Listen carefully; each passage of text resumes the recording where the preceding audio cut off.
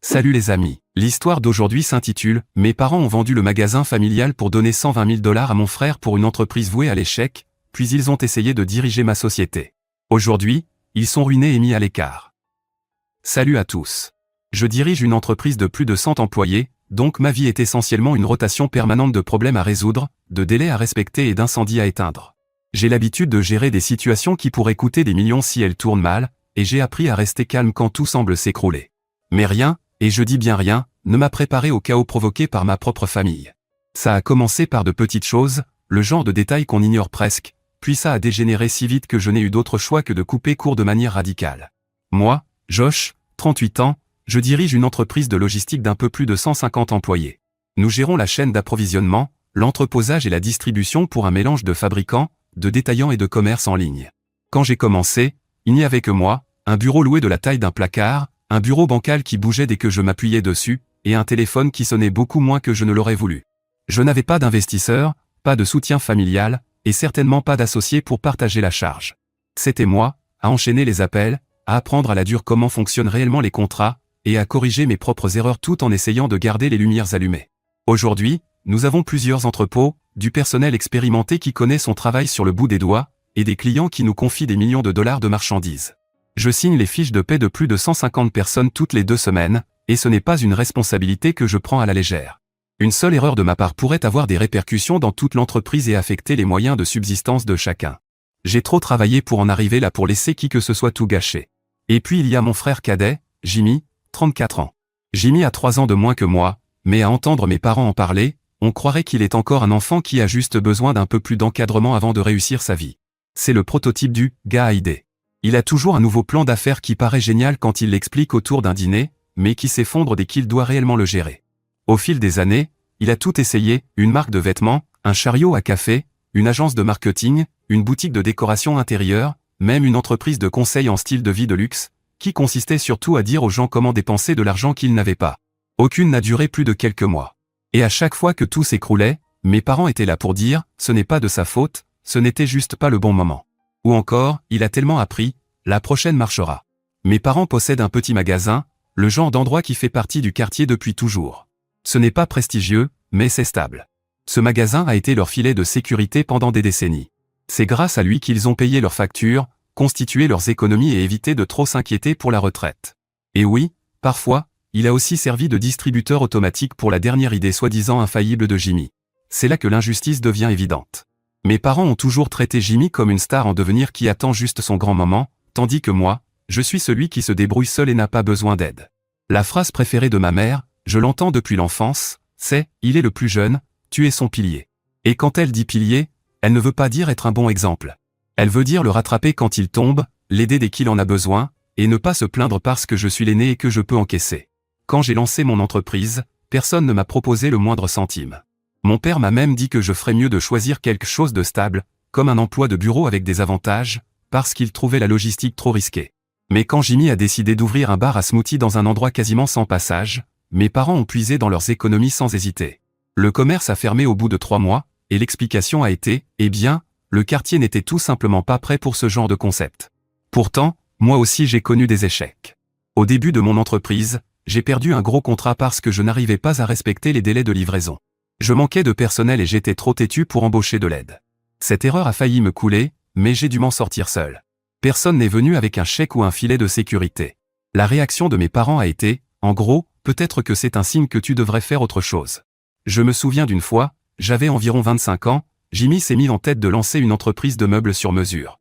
Il a convaincu mes parents de l'aider à acheter des outils, à louer un petit atelier et même à payer quelqu'un pour lui apprendre la menuiserie. La première semaine, il était à fond, publications sur les réseaux sociaux, discours sur les commandes qui arrivaient. La deuxième semaine, il a décidé que le travail était trop répétitif et a commencé à arriver en retard, ou pas du tout. La troisième semaine, il avait donné les clés à son employé et parlait déjà de se reconvertir dans le conseil en rénovation intérieure. Voilà Jimmy en résumé.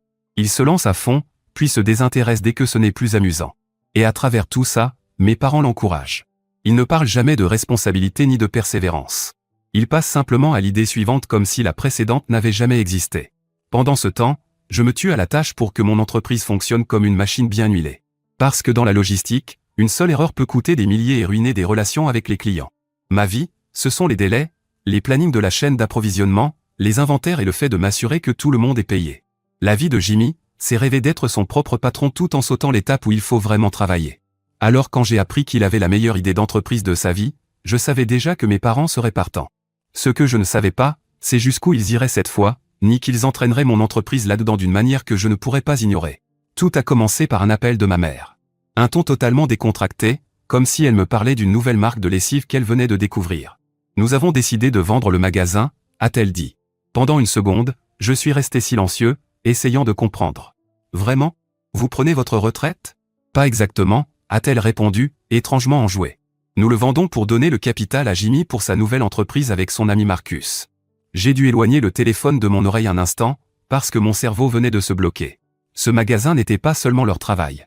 C'était toute leur sécurité financière. Sans lui, ils n'auraient plus aucun revenu. Et maintenant, il me disait qu'il donnait tout cet argent à Jimmy, un type dont l'entreprise la plus durable avait tenu 3 mois.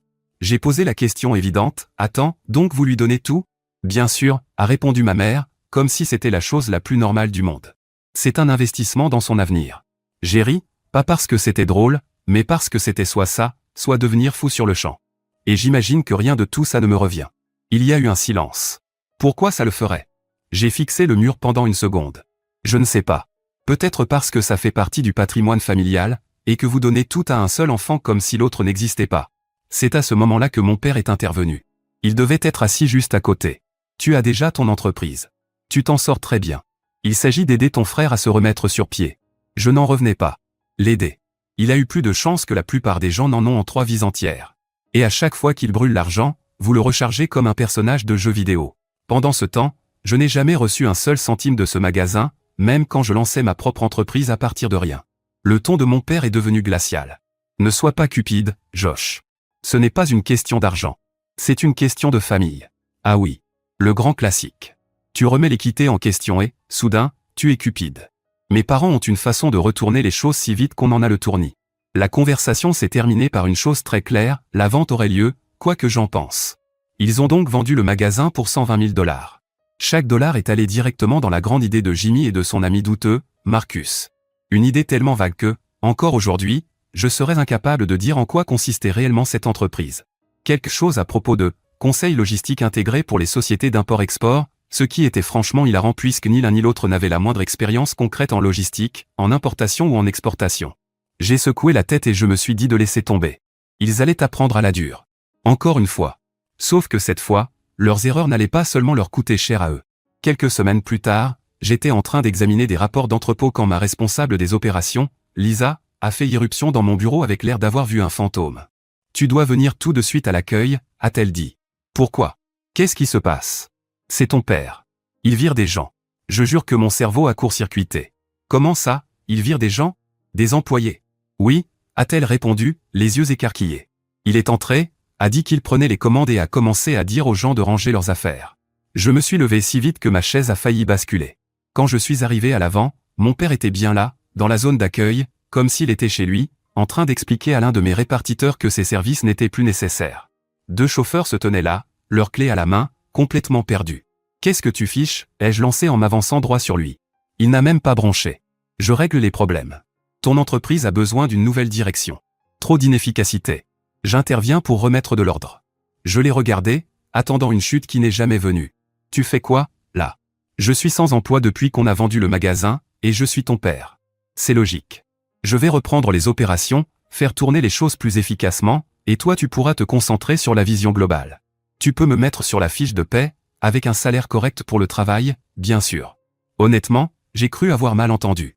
Tu veux que je te paie pour diriger mon entreprise? L'entreprise que j'ai construite de zéro pendant que tu me disais que c'était une perte de temps. Il a haussé les épaules, comme si la demande était parfaitement raisonnable. Les familles s'entraident. Tu as trop de choses à gérer, et moi j'ai de l'expérience dans la gestion d'une entreprise. Je n'ai pas pu m'en empêcher. J'ai ri. Gérer une petite boutique de quartier, ce n'est pas la même chose que diriger une entreprise de logistique avec plusieurs entrepôts, des contrats urgents et plus de 100 employés. C'est là qu'il a sorti la carte la plus ancienne de son jeu, je suis ton père. J'ai fait un pas en avant et j'ai gardé une voix calme. Oui. Et moi je suis ton fils, celui qui n'a pas besoin que tu débarques ici en essayant de jouer au PDG d'une entreprise que tu ne connais pas. Tu n'as aucune autorité ici, et tu ne vas pas jouer avec l'emploi des gens parce que tu t'ennuies et que tu cherches quelque chose à faire. Il avait l'air offensé, comme si je venais de lui cracher au visage. Ne me parle pas comme ça. J'essaie de t'aider. Je me suis tourné vers Lisa. Personne n'est viré. Que tout le monde retourne au travail. Puis je l'ai regardé de nouveau. Tu dois partir. Maintenant. C'est ridicule, a-t-il répliqué. Tu fais une erreur. Je peux améliorer cette entreprise. Non, ai-je dit. Tu la mènerais droit dans le mur, comme les projets de Jimmy. Tu n'es pas la nouvelle direction. Tu n'es même pas sur la fiche de paie. Tu es un visiteur dans ce bâtiment, et je te dis que ta visite est terminée. Nous sommes restés là une seconde, sans cligner des yeux. Finalement, il a soufflé bruyamment, marmonné que je regretterais ça, et il est parti. Lisa a attendu que la porte se referme avant de dire « c'était surréaliste ». Oui, ai-je répondu. Et quelque chose me dit que ce n'est que le début. Il s'est avéré que j'avais raison, et le début n'a pas tardé. 2 semaines après que mon père a tenté son petit coup d'état dans mon entreprise, j'ai reçu un message de mon cousin Marc. « Eh mec, t'as entendu parler de l'histoire de Jimmy avec Marcus ?» Je n'en avais pas entendu parler, et honnêtement, je n'étais pas sûr d'en avoir envie, mais j'ai demandé quand même. Marc m'a envoyé un message vocal au lieu d'écrire, ce qui n'est jamais bon signe.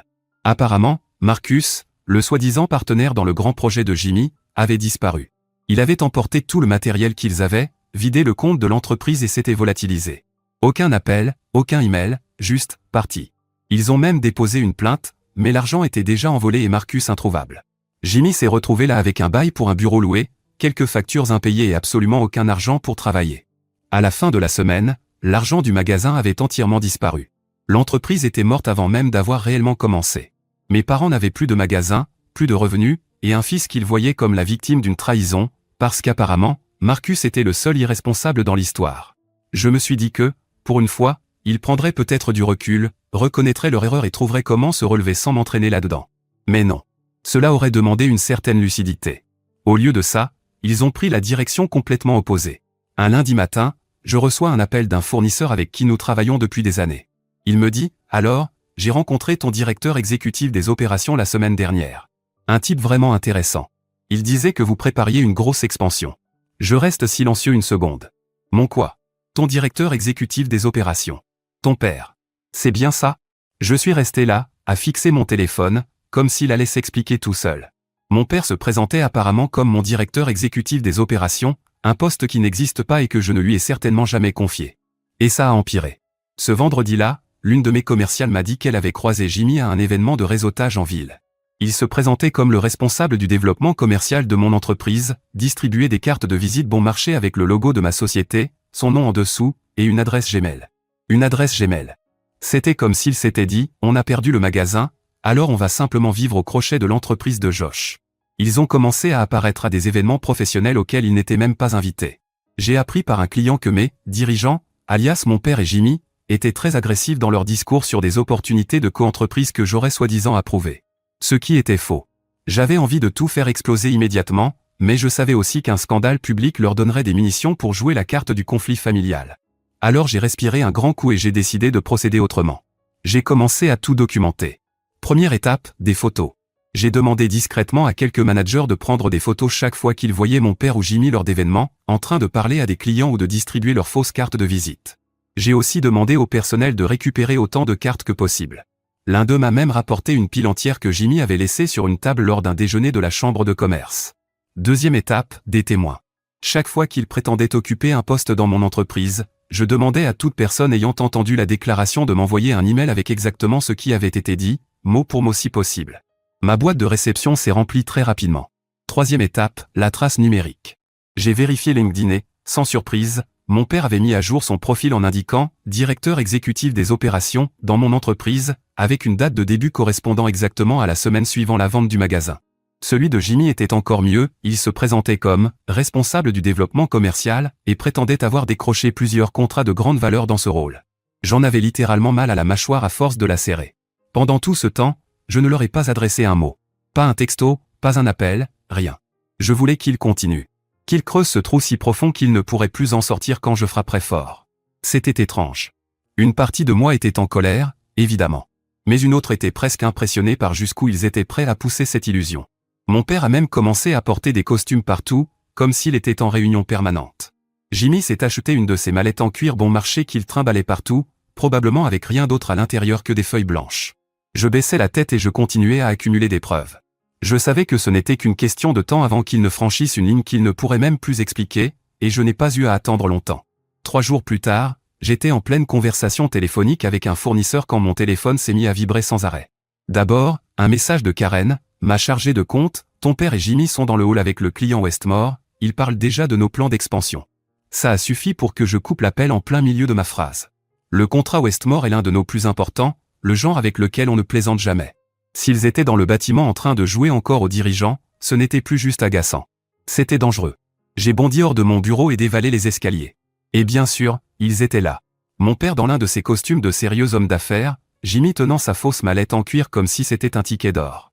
La représentante de Westmore avait l'air polie mais confuse, jetant des regards entre eux et la réceptionniste, comme si elle essayait de comprendre qui étaient ces gens. Je me suis placé directement entre eux et la cliente. Bonjour, Linda. Ravi de vous voir.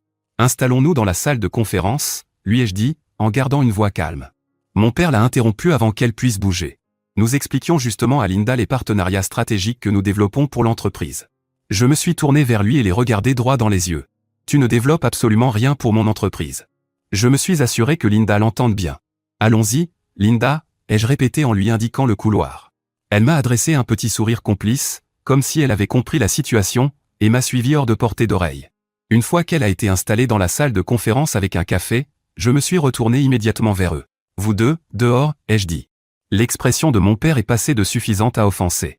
Ce n'est pas une façon de traiter la direction. Vous n'êtes pas la direction. Vous n'êtes même pas des employés. Vous êtes en intrusion, ai-je ajouté. Jimmy a tenté d'arrondir les angles. Josh, détends-toi. On faisait juste du réseautage. Faire du réseautage avec mes clients sans autorisation, ça s'appelle de l'ingérence, ai-je répondu froidement. Et on vous a déjà demandé d'arrêter à plusieurs reprises. J'ai fait un signe à la réceptionniste. Appelez la sécurité, s'il vous plaît.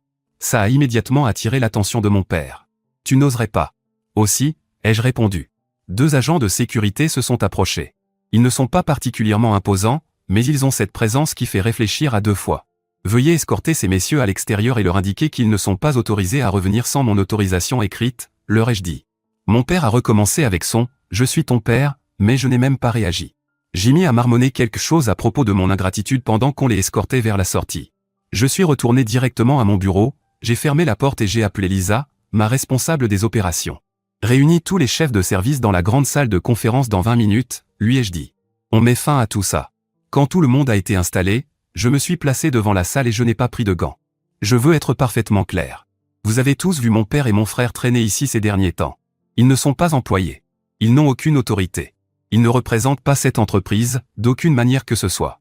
Si vous les voyez tenter d'interagir avec des clients, des fournisseurs ou du personnel, dirigez-les immédiatement vers moi et ne discutez pas avec eux.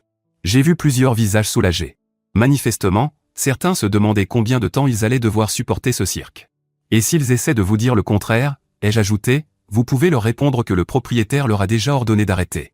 Après la réunion, je suis retourné directement à mon bureau et j'ai envoyé 2 emails.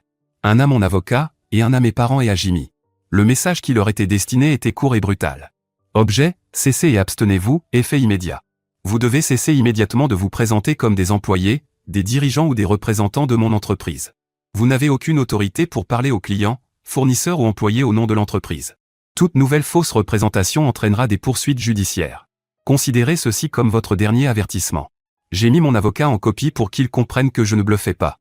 Environ 1 heure plus tard, j'ai reçu la première réponse, un message vocal de mon père. Sa voix était tendue, comme s'il retenait un cri. Je n'arrive pas à croire que tu m'aies humilié de cette façon devant des gens importants. Je suis ton père. J'essayais seulement de t'aider, et tu m'as fait passer pour un idiot. 5 minutes plus tard, Jimmy a envoyé un message, tu n'avais pas besoin de réagir aussi fort. On essaie juste de faire grandir l'entreprise. Je n'ai répondu à aucun des deux. Ce soir-là, je me suis assis à la table de ma cuisine avec mon ordinateur portable et j'ai commencé à organiser les preuves que j'avais rassemblées, photos de lors d'événements, capture d'écran de leur profil LinkedIn avec les faux titres, copie des cartes de visite, et email de témoignages de clients et de membres du personnel. L'incident Westmore venait de me fournir une preuve en or, leur fausse représentation active auprès de l'un de nos plus gros comptes. Ce qui m'est vraiment resté en tête, c'est le calme de Linda, chez Westmore, quand je suis intervenu. Elle avait été polie, mais son langage corporel criait déjà le malaise. Si je n'étais pas descendu à temps, qui sait quelles promesses absurdes ils auraient pu lui faire.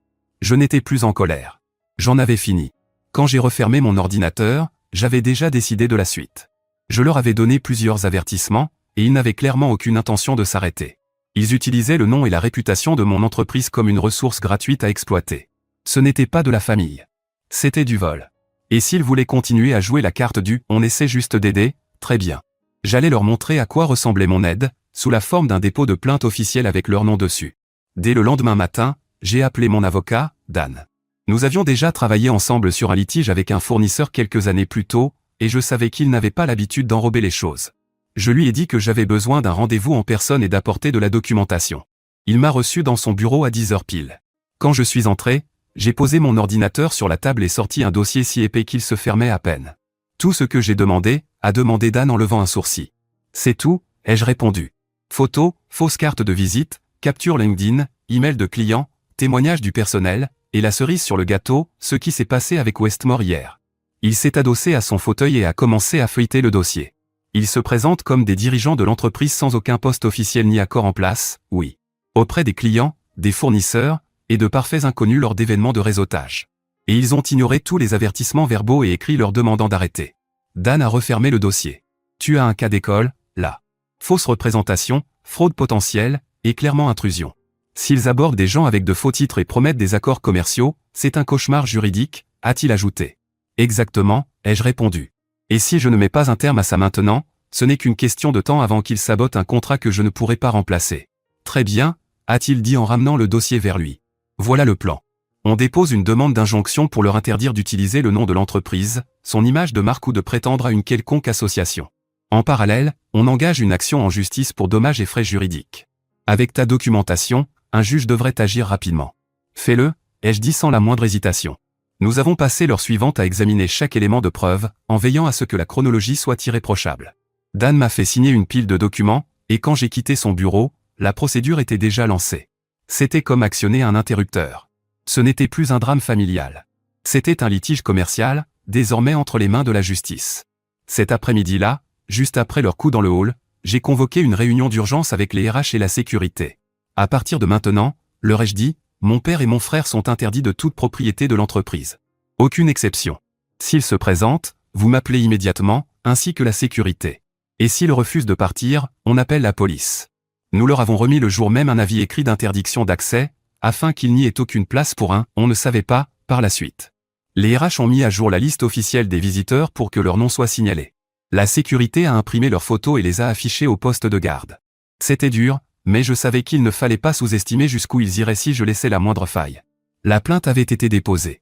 Dan m'a envoyé une copie du tampon du tribunal comme preuve. Le soir même, ils ont été officiellement notifiés. Je le sais parce que mon téléphone a explosé. D'abord, un message de Jimmy, sérieusement ? Tu poursuis ta propre famille en justice ? Pour ça ? Puis un appel de mon père, tombé directement sur la messagerie vocale, je n'arrive pas à croire que tu nous traînes devant les tribunaux pour quelque chose qui aurait pu se régler avec une conversation. Tu as perdu tout respect pour moi. Mais le vrai feu d'artifice a eu lieu le lendemain matin, quand ma mère s'est présentée à mon bureau sans prévenir. Elle a traversé l'accueil comme si elle était chez elle et est entrée droit dans mon bureau, claquant la porte derrière elle. Comment peux-tu faire ça à ta propre famille, a-t-elle lancé, les bras croisés, comme si elle m'avait surpris en train de voler. Je suis resté assis. Calme-toi. Ils se font passer pour des dirigeants de mon entreprise, interfèrent avec les clients et ont ignoré tous les avertissements pour arrêter. Ils essayaient juste d'aider, a-t-elle répliqué sèchement. Non, ai-je dit. Ils utilisaient le nom de mon entreprise pour se donner de l'importance. Ce n'est pas de l'aide. C'est mettre en danger ma réputation, mes contrats et les emplois de mes salariés. Sa voix a pris ce ton culpabilisant que je connaissais trop bien. Nous sommes une famille. Tes profits sont nos profits. Nous t'avons soutenu toute ta vie. J'ai vraiment ri à ce moment-là. M'avoir soutenu ? Quand j'ai lancé cette entreprise, vous m'avez dit que c'était trop risqué et que je perdais mon temps. Vous avez soutenu Jimmy toute sa vie, pas moi. Et maintenant, il entraîne papa dans ce désastre, et vous êtes tous choqués que je refuse de jouer le jeu. Son visage s'est durci. Tu as changé. L'argent t'a rendu froid. Non, ai-je répondu en me penchant en avant. L'argent m'a rendu responsable. J'ai plus de 100 personnes qui comptent sur moi pour protéger cette entreprise. C'est mon travail. Protéger mon entreprise passe avant de protéger vos sentiments. Pendant une seconde, elle n'a rien dit. Puis elle a porté le coup bas. Ta grand-mère aurait honte de toi. J'ai gardé une voix posée. Ma grand-mère aurait honte de quiconque prétend être ce qu'il n'est pas et met en péril les moyens de subsistance des autres pour nourrir son ego. Ça l'a fait taire un instant. Elle a marmonné quelque chose sur le fait que je devais réfléchir au genre d'homme que je voulais être, puis elle est sortie en trombe. 2 jours plus tard, Dan m'a appelé. Ils ont pris un avocat, mais le leur m'a déjà contacté pour parler d'un règlement. C'est bon signe, ils savent qu'ils n'ont aucune chance. Bien, ai-je dit. Mais je n'abandonne pas tant que l'accord n'inclut pas une entente formelle. Ils arrêtent d'utiliser mon nom, celui de mon entreprise, et cessent de se présenter sur mes propriétés. C'est exactement ce qu'on va exiger, a répondu Dan. Ce week-end-là, j'étais chez moi à examiner des rapports d'entrepôt quand j'ai reçu un message de Linda, de Westmore, la même cliente qu'ils avaient coincée dans le hall. Je voulais juste te dire que j'ai apprécié la façon dont tu as géré la situation. Ça m'a même donné encore plus confiance en ton entreprise, de te voir prendre le contrôle et protéger tes clients. J'ai souri. Au moins, quelque chose de positif était sorti de ce chaos. Les personnes qui comptaient avaient vu où étaient mes priorités. La date d'audience a été fixée 3 semaines plus tard. Je n'étais pas nerveux. Entre la paperasse, les témoignages et leur propre profil LinkedIn, l'affaire était pliée d'avance. Ils pensaient que je bluffais quand je leur ai dit d'arrêter. Ils allaient découvrir que quand je dis que j'en ai fini, je le pense vraiment. Le jour de l'audience est arrivé plus vite que prévu. 3 semaines de silence juridique de leur côté. Aucun dépôt officiel, aucune réponse formelle, à part quelques propositions de règlement bancal qui revenaient essentiellement à « on arrête si tu nous paies ». À part ça, silence radio. Quand nous sommes entrés dans la salle d'audience, ils étaient déjà là avec leur avocat, un type qui avait l'air d'avoir été recruté sur Internet à la va-vite. Mon père ne me regardait pas, Jimmy tripotait son téléphone sans arrêt, comme s'il attendait une notification magique pour le sauver. Ma mère n'était pas là, ce qui signifiait probablement qu'elle ne voulait pas voir le verdict de ses propres yeux. Ça n'a pas traîné. Dan a déroulé la chronologie comme une liste d'accusations, dates, photos, copies des fausses cartes de visite, déclarations de clients, capture d'écran de leurs titres sur LinkedIn. La juge a feuilleté le dossier sans même cacher son manque d'impression. Leur avocat a tenté d'argumenter qu'il voulait simplement aider et qu'il ne savait pas qu'il n'avait pas le droit d'utiliser le nom de l'entreprise. La juge l'a interrompu net. L'ignorance de la loi n'est pas une défense, surtout lorsque vous avez reçu plusieurs avertissements clairs de cesser. Quand elle a terminé, c'était réglé. Injonction préliminaire accordée. Il se voyait interdire toute représentation, directe ou indirecte, comme faisant partie de mon entreprise. Les frais juridiques et les dommages étaient réservés jusqu'à la résolution complète du dossier. Une semaine plus tard, leur avocat a rappelé Dan. Il voulait régler. Nous avons accepté une ordonnance par consentement qui rendait l'injonction permanente et les obligeait à payer mes frais juridiques ainsi qu'une indemnité qui a fait décrocher la mâchoire de Jimmy. Je n'ai même pas eu besoin de dire quoi que ce soit. Je suis simplement sorti du tribunal avec Dan, avec ce mélange de calme et de satisfaction qu'on ressent quand quelqu'un n'a enfin plus aucune excuse. 2 jours plus tard, les conséquences ont commencé à se faire sentir. D'abord, la nouvelle s'est répandue dans le milieu des affaires. La chambre de commerce locale a retiré de son site l'inscription de leur soi-disant « Consulting LLC » la même semaine. Quelques fournisseurs qui les faisaient patienter ont cessé de répondre à leurs appels. Le petit réseau qu'ils pensaient avoir disparu. Puis sont venus les problèmes d'argent. Sans le magasin, ils n'avaient plus aucun revenu stable. L'entreprise bidon de Jimmy avait englouti l'argent de la vente, et l'ego de mon père faisait qu'il n'était pas prêt d'accepter un travail ordinaire à remplir des rayons ou faire des livraisons. Les factures ont commencé à s'accumuler. Je l'ai appris par mon cousin Marc, qui dirige une petite équipe de construction. Il m'a raconté qu'il l'avait appelé pour lui demander s'il avait des postes de niveau direction disponibles, affirmant qu'ils avaient des compétences à offrir. Il leur a dit la vérité, après ce qu'ils avaient fait, personne dans le coin n'allait leur confier quelque chose de plus complexe qu'un grille-pain. À la fin du mois, ils avaient déjà du retard sur leur prêt immobilier. Je le savais parce que ma mère avait publié sur Facebook l'un de ses messages critiques du genre « Les moments difficiles montrent qui est ta vraie famille ». Traduction, on a besoin d'argent, mais on veut que ça ressemble à un test de loyauté. Et, bien sûr, ils se sont pointés chez moi le samedi suivant. J'ai ouvert la porte pour trouver mon père sur le perron, j'ai mis 2 pas derrière lui. Tous les deux avaient l'air épuisés, mon père dans un polo froissé qui n'avait pas vu un fer à repasser depuis l'époque de Bush, Jimmy avec l'air de quelqu'un qui dormait dans ses vêtements. Mon père s'est raclé la gorge. Il faut qu'on parle. Je me suis appuyé contre l'encadrement de la porte. De quoi? De la façon dont je peux faire mettre à jour mon titre LinkedIn en fils ingrat de l'année? Il a ignoré la remarque. On est dans une mauvaise passe. La banque menace de saisir la maison. On a besoin d'un coup de main pour passer les prochains mois. J'ai pris mon air le plus réfléchi.